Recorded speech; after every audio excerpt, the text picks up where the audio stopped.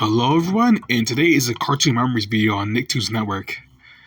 I have very fond memories with this block. Not this block, well, this channel, Nicktoons Network channel.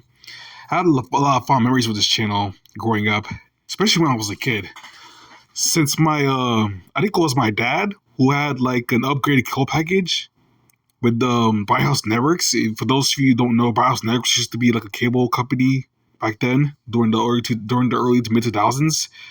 Yeah, it got bought by Spectrum. And in BIOS Networks, Nicktoons Network was one of those channels I just stumbled onto while I was just looking up channels on my dad's large screen TV in the living room once. Now, I was amazed by this block, well, channel. I keep getting confused with block and channels, but it's pretty much a Nicktoons Network channel. Yeah, it was a sister channel to Nickelodeon. And unlike Nickelodeon, this channel was very creative, especially with the blocks and cartoons that were on the channel itself and cartoons I never heard of. And one of those cartoons I never heard of was Ren Steepy. This was a very funny show. Well, at least on Nicktoons Network and stuff. I really enjoyed this show. I know this show probably has problems with the creator of the show. Yeah, but the creator aside, I really enjoyed how funny and weird this cartoon was. Especially if you're a little kid, you really enjoy this type of cartoon stuff. Very slapstick heavy, very also had kinds of gross out and stuff. But the gross out wasn't really that prevalent as you see in like later cartoons like Sanjay and Craig. Yeah, and I usually can't look back on this cartoon that much fondly because of the adult party cartoon. Yeah, yeah, it's kind of horrible.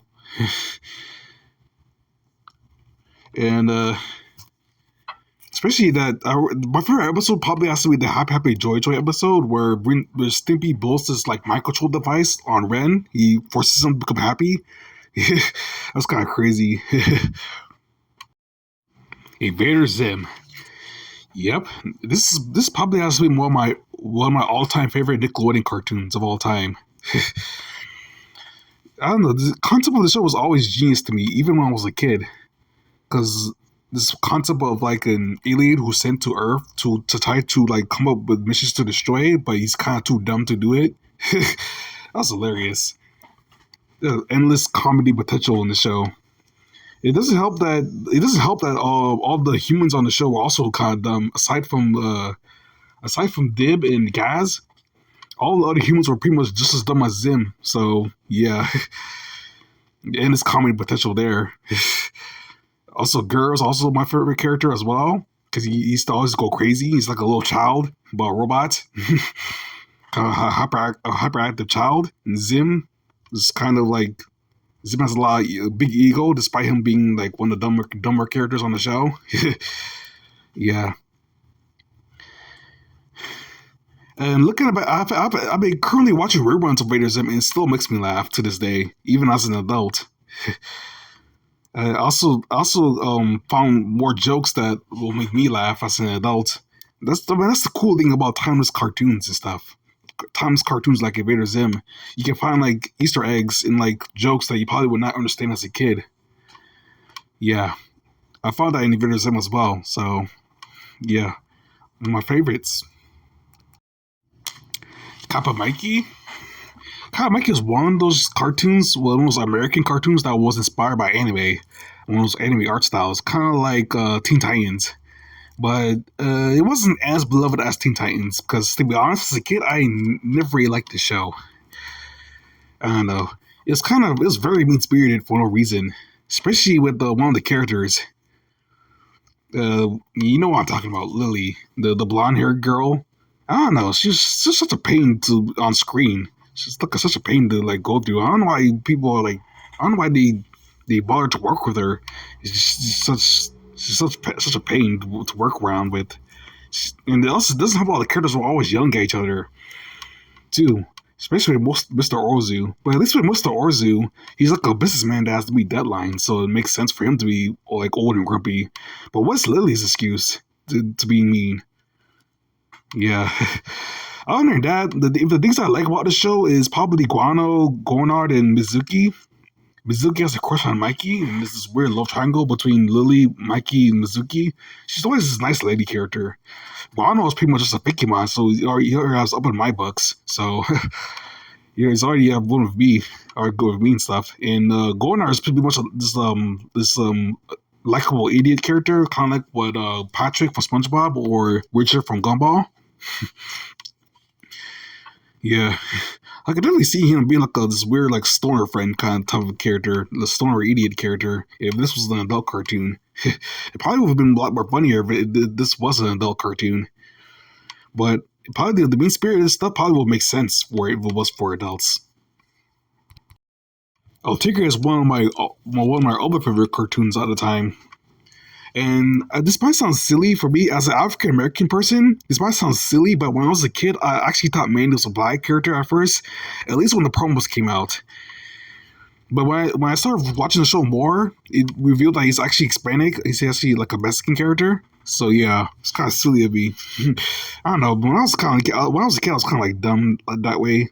To assume the character's the same race as me because he's kind of like a dark skinned character. I assume that dark skinned characters are black. It's kind of stupid. This show was also very fun to watch as well. Even though they had this whole hero and villain thing, even though judging by Mandy's suit himself, as El Tigre himself, he looks more like a villain character. It's kind of obvious that he probably will want to be a villain since he might think that's cooler. I don't know. That's usually what kids usually like. They usually like the villains more than the good guys. So he's definitely going to become a villain someday. It's very more popular. This cartoon was more prevalent on Nicktoons Network as well. So when my mom got an upgrade kill package, I watched this cartoon all the time. Speaking of cartoons that were inspired by anime, Avatar: The Last Airbender.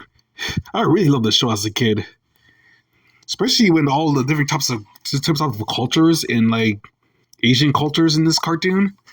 Yeah, I mean, if I were to guess every race of every type of bender in the show, the Fire Nation are probably Japanese, the Airbenders are probably Chinese, the Earthbenders are probably like Indian or Indian from India, and the Waterbenders are probably be Native Americans.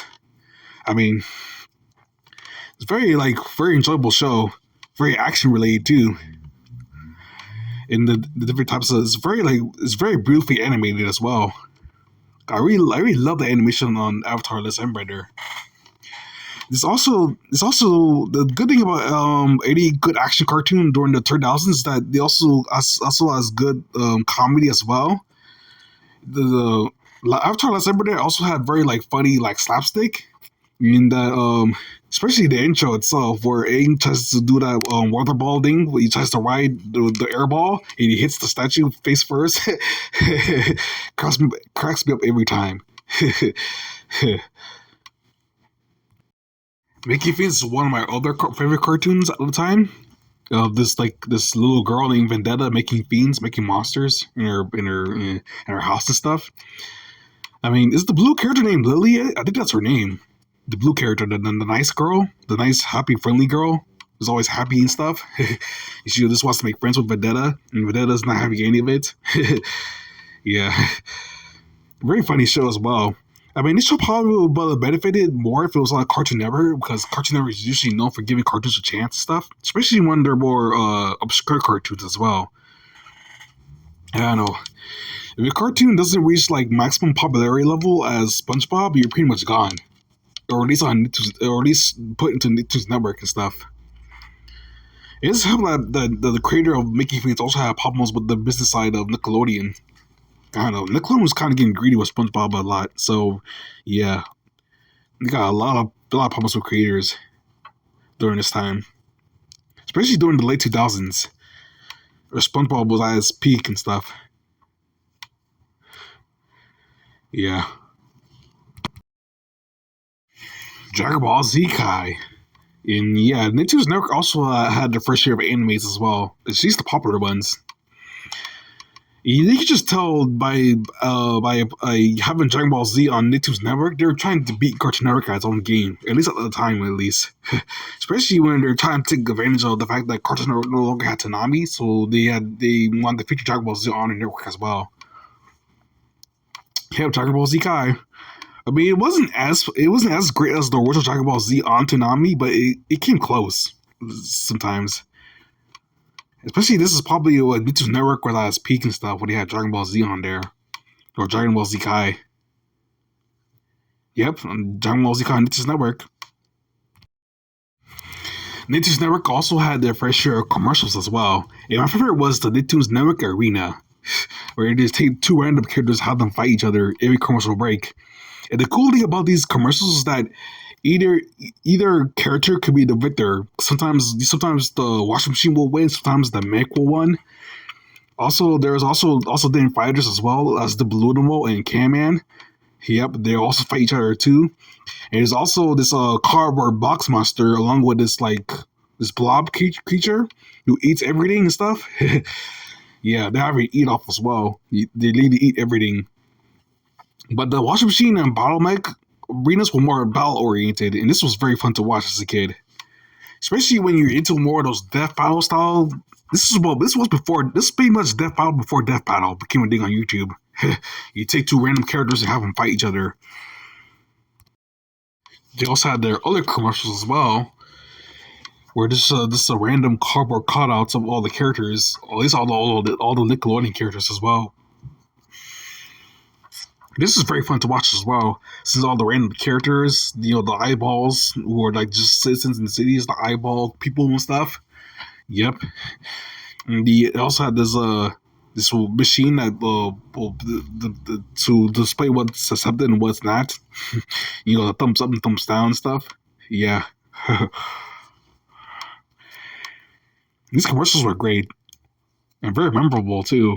They made them stand out amongst other channels like Disney Channel and Cartoon Network and stuff at the time, especially Boomerang as well.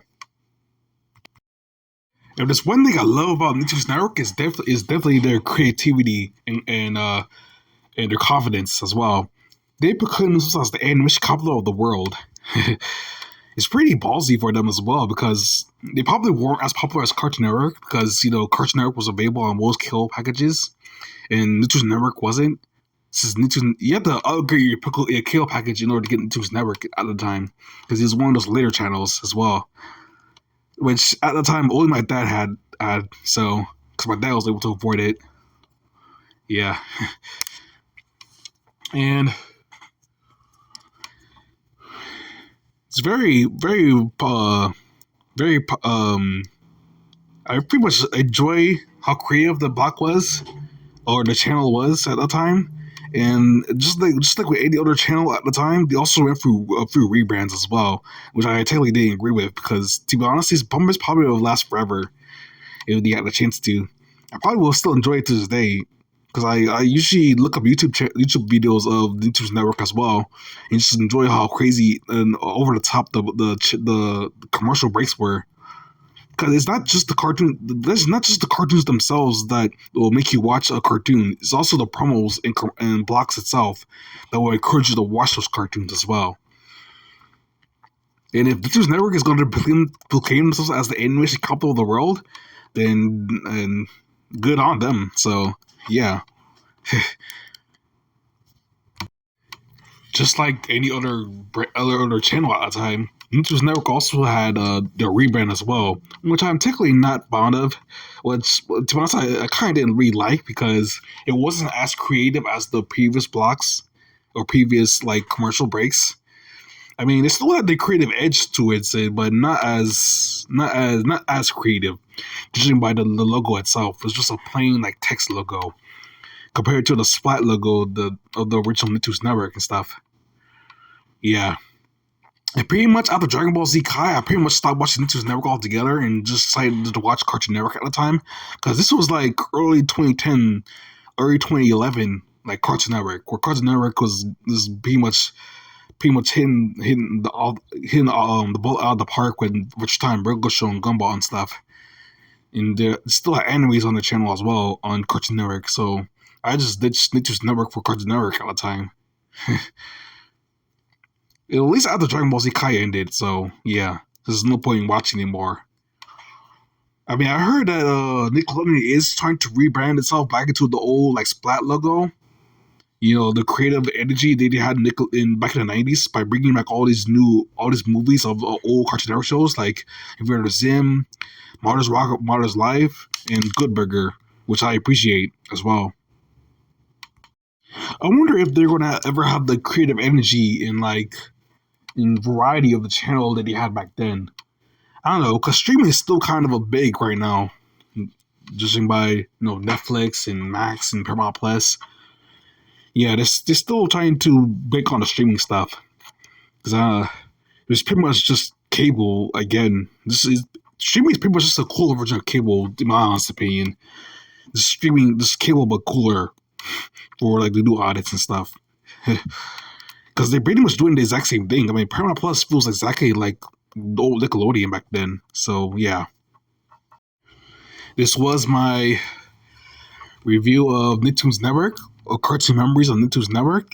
And make sure to like, comment, and subscribe if you'd like to see more. And that's it.